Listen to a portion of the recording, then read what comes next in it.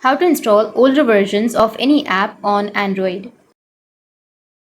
So if you want to install older versions of any app on your Android, then the only thing you can do is don't update the application on your Play Store, because if you've updated the application, then it will automatically lead you to the latest version. So make sure you don't update.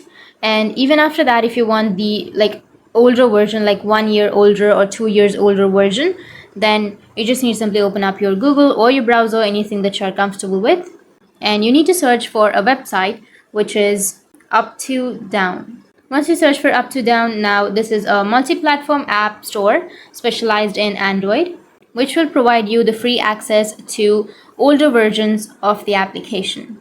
So you can simply choose any application. You can simply search for an application. For example, I'll be choosing Instagram.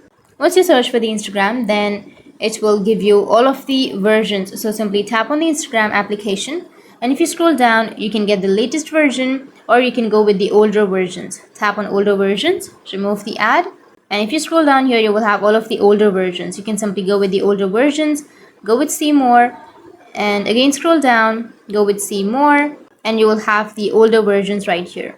So that's how you can install the older versions of any app on Android. And if you have any questions, feel free to comment below. Thanks for watching.